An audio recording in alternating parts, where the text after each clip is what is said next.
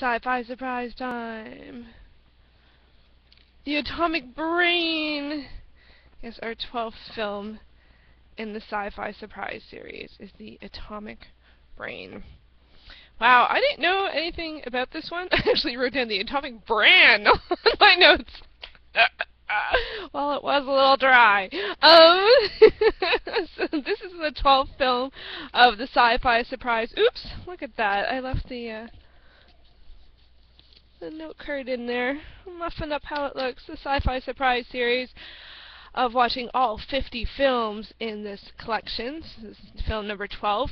And so Atomic Brain from 1964. It's a black and white film. And yeah, is it science fiction? Yes, it is. So that's always, I usually say that's always a good start or something like that. I don't know how much of a good start that was on this one because it was pretty messed up.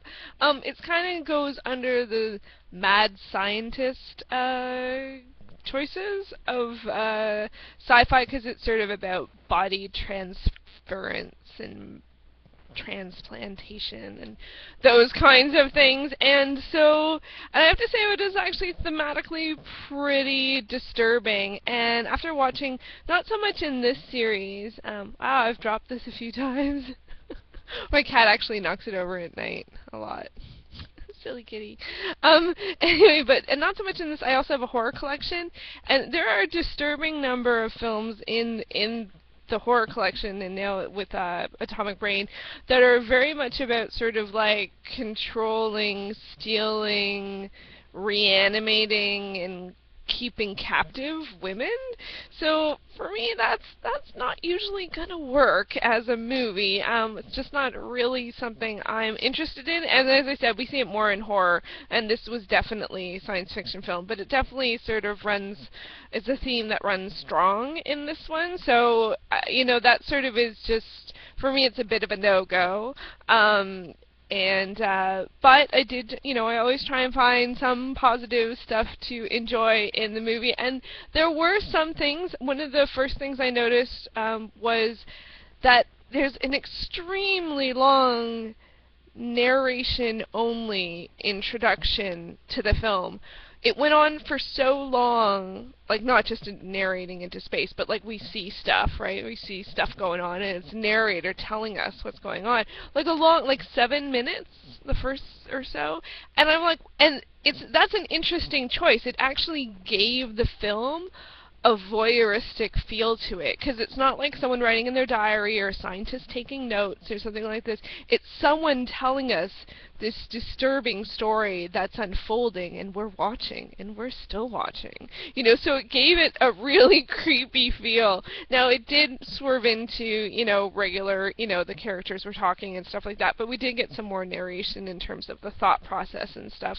But, yeah, but wow, it was just really disturbing in so many ways. The sort of allure of, you know, you know, being able to be in a different body, and what body would you choose? And I don't know, it just goes into all creepy places, like all kinds of creepy places. I didn't like it. But the narration part was good. It got me thinking. Like for me, that got me thinking about storytelling. You know, that's a different way to go. Often you open with a narration, but to go on for that long, I was really like, oh, well, that's, you know, that's an interesting choice. What does that say? What are we hearing? How do we respond to this differently? When would you use that? Those kinds of things. So I was engaged, at least. And some of the women in the film were actually pretty cool, pretty forthright, you know, and so that always is a pull, but it was still very creepy. Like I can't, it's just creepy. You know, and the quality of it was actually pretty good. I think there might have been like sort of one audio moment where it was kind of like, oh, that felt important, and I have no idea what happened. But overall, I would say for like the unique, you know, the story was, it's funny because it reminds me of a lot of other films, but it did have a unique take, and I didn't necessarily know where it was going to go. And I was sort of cheering for, you know, some of the women, so that part of it was cool. But sort of the mad scientists, I can actually quite quite like the mad scientist theme. Usually I do feel like we see it a little more in horror, but I think it's an interesting perspective, and you know, and what drives people to do it, and why do they do it, and who do they have to, you know, how do they go about financing it, and all that kind of stuff. Like, I don't, like, it's just, it's some of that's interesting, some of it's not so interesting. And I did like the unique storytelling style in some ways. You know, some was pretty traditional, and it did have some stuff that was just sort of like off the wall, like, you know, and some bizarre choices. Like, so there was some stuff that you're just like, whoa, or like, where are they going with that, or that's pretty weird, or, and then you get sort of be like, oh, I bet I know what's gonna happen. So there's some like sort of like, you know, play along, you know, kind of follow the bouncing ball kind of thing, because it's, you know, it does sort of do that. But then still, I found I didn't always know where it was going to go. So I don't know. So the enjoyment factor overall, I'd have to say, is pretty low for me because of the theme. It's not a theme I'm interested in ever. Well, yeah, you know, there are a couple exceptions of really good films, but just the prevalence of it is just, you know, I don't know. I don't, like, it's just kind of creepy. So, but, you know, some interesting characters, some interesting ideas, some interesting storytelling. So, not all bad. Didn't hate it, didn't turn it off. I was kind of like, oh, it's kind of like one of these, you know. And then it did have a little bit more, but, you know, not so much. So far, I think it's actually the first in that I've seen here, other than the She-Gods of Shark Reef. The women weren't captive there. Well, I don't know. It's kind of hard to tell. There was like an island of only women. Were like, could they leave? Did they want to? I don't know. That just gets into all kind of weird places, and I don't think you know, they're presenting a philosophical question in that one. I actually quite like the She-Gods of Shark Reef, even though there were no she-gods. But, you know, in the Atomic Brain is just a little more creep factor. So anyway, so that's number 12. Time to pick number 13. Lucky 13. I wonder what it'll be. Alright, the eyes are closed. Oh, that feels like two. I'm gonna get one back. Okie dokie. Let's see which one it is.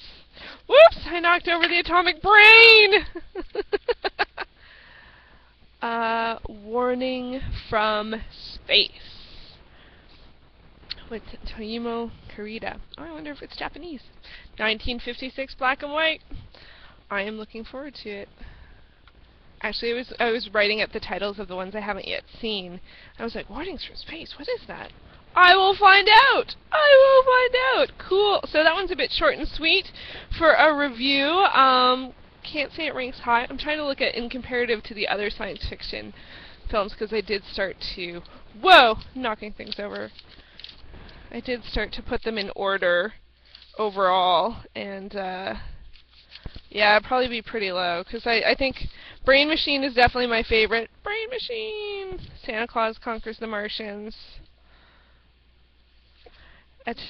Attack of the Monsters, like a mirror movie. Definitely better. Phantom from Space. And then, well, no, Planet Outlaws. Oh, that's hard. Wow. Yeah, no, this is not going to be clear-cut, because it gets into different... Oh, because was it better than the Buck Rogers movie? Wow. Wow, I probably did enjoy it more, and then that just feels weird. Weird. I don't know. Well, that's my very classic, once I'm rating something. I can do 10, no problem, and once I get after 10, it just gets weird. It's really hard. It just gets messy. Messy, messy, messy. Alright, that's it. Next time we'll be back with Warning from Space. Thanks for watching.